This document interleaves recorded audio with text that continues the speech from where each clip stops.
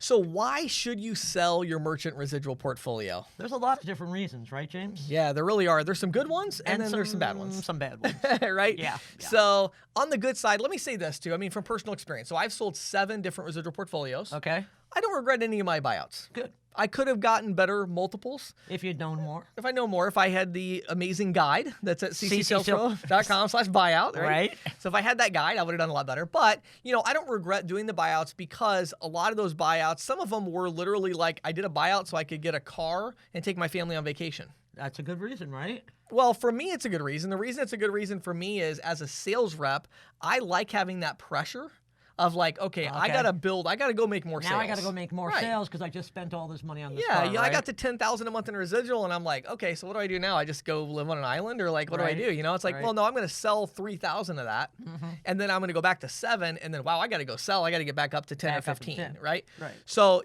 so I think selling the portfolio, I think there's a lot of good reasons. My favorite reason though is growing your business. That's what I would say. I would think that would be particularly if you're new to the business. Yes. Right? Yes. I mean, there comes that point where a lot of salespeople, and I mean, for me, I remember the point where my wife and I are like, okay, we're finally starting to do a little bit better, but it was still so bad that I'm like, I don't know if I can make it.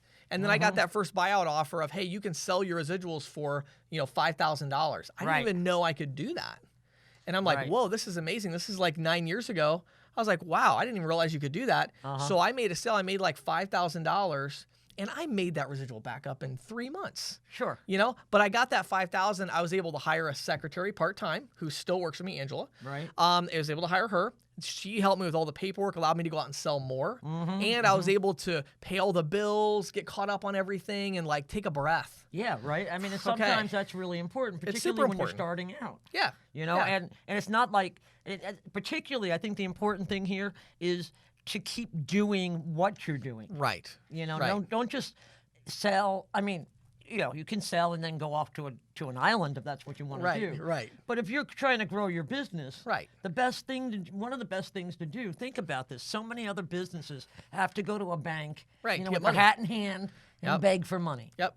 And in this business, you have access to a credit line. It's just like that. Just like that. It's called the buyout, and you can get it within a few weeks. Within days. It's crazy. If you really wanted. Yeah. Right? So I think that's a really important reason. Now, there's a lot of other reasons. We even talk about personal tragedy and things like that. And sometimes there's like personal use. I mean, your kids are going off to college. Sure. You don't want to burden them with debt. Hey, I can sell my portfolio and help the kids with college, right? Right. And again, or my wife just lost her job, right? And I think, again, too, it's like you don't have to sell your whole portfolio. That's an important thing to remember. You can just sell part of it. Absolutely. You might say, I've got $10,000 a month. I'm going to sell $4,000 a month. Right. Take me down to 6. I know I can get back to 10 in a year. Right. So I'm going to work hard to get back to 10. But in the meantime, I'm going to take that, what is that, $80,000 or $70,000 or whatever. Whatever you get, I'm going to take that money and I'm going to maybe invest a little bit of it or whatever. Some people want to diversify.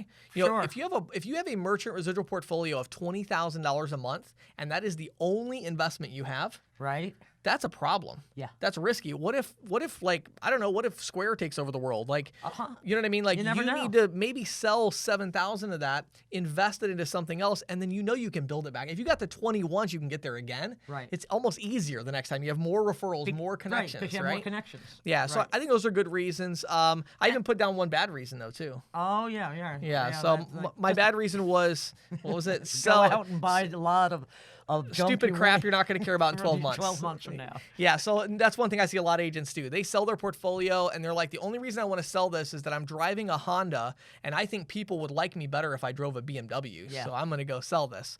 Right? Stupid. Very Hello.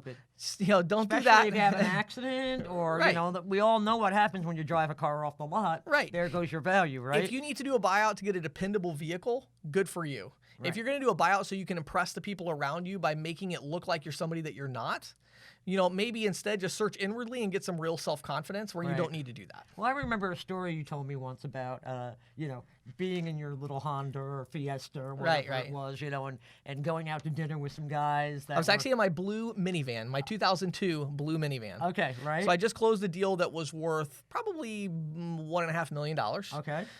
And this company was financing my ISO. Right. And the president and the CFO said, hey, let's go to dinner. I said, okay, I'll follow you. when I pulled up behind them, they were in their brand new BMW 7 Series and a Range Rover or Land Rover. Right. Pulled up behind them and they were waving me around. That's they right. I thought that was so funny. Why is this guy in this old rusty minivan behind us right now? Right? Like, what's that? We're waiting for James. I literally had to get out of my vehicle, walk up to the window, and say, "Hey, it's me." And you know what's crazy about that, Patty? I was actually a little embarrassed in the moment. Sure, I right? would have been. All right, a little bit. We get to dinner, and we were talking about how much entrepreneurs waste the money that investors entrust them with. Right. And I said, I don't do that. Right. Your money you invest in me will be used to grow the business. And it was. And they believed me because I was driving a 2002 blue minivan. Right. And I just I was talking to an ISO yesterday, and he was telling me, you know, and this guy's not, you know, he's a lawyer and an ISO, so he must be making decent money, right? Right. And he's like, yeah, I drive a 2010 Honda. Right. And I thought, wow. Yeah, and I bet he paid cash for it too. I bet he did too. And he's like, you know, it's a beater, but I don't care because Right. what my car is doesn't define who I am. Right. But you know, or what the, you know, the having the new iWatch or whatever it is. Right. But also the one other thing I wanted to bring up with you. I mean, I think there are some people who want to sell their portfolios because they want to get out of the business. Of course. You know, and I think it's that's time to retire. amazing. I want to sit back on my, you know. I think that's great. You know, I think that the one thing I would say though, and I would caution about that a little bit, is that I think you're going to be hard pressed. Let's say hypothetically you have a portfolio of $20,000 a month. Okay. So you're going to sell that $20,000 a month, and you're going to get, let's say, $500,000. Right. Hypothetically, right? Hypothetically. So let's say you get $500,000. It's probably a little high, but you get somewhere around there. I think you're going to be really hard pressed to find somewhere where you could put that $500,000. Yeah. That's going to get you $20,000 a month. Yeah, exactly. That investment really doesn't exist. It doesn't exist. No. So if you're retiring, really, to be honest, I think the right thing to do there is stop making new sales. Yeah. And just keep servicing what you have. Keep servicing what you have. It'll go from 20,000. The next year it'll be 19. Then it'll be 17. Then it'll go back up to 18. Then it'll go to 16. And 10 years later, you're still making $7,000 a month. Right. Which is not bad. It's not bad, and it's a lot better than what you could do with $500,000. Yeah, so I would actually caution you with that one, unless you've got some kind of really specific. But you know, if you want to start a restaurant for your retirement, okay, and cool. Fine, you know. Although I wouldn't, that's a hard business to say too. Yeah, good luck with that. But you know, yeah. But you know, it kind of reminds me. I've known people. You know, I sold my house for $1 million, and I took that $1 million cash, and you know, I traveled. It's gone. Right. It's like, you can't do a whole lot. You're gonna have to settle down one of these days. Right. It seems like a lot of money when you get that $200,000, $300,000, but it's not really that much when you're trying to make money off of that money. So, but hey, if you want to get more information about all that, go to ccsalespro.com/buyout. Check out the guide to selling your merchant residual portfolio. One more time, ccsalespro.com/buyout. It's a great guide, folks. Cool. Check it out.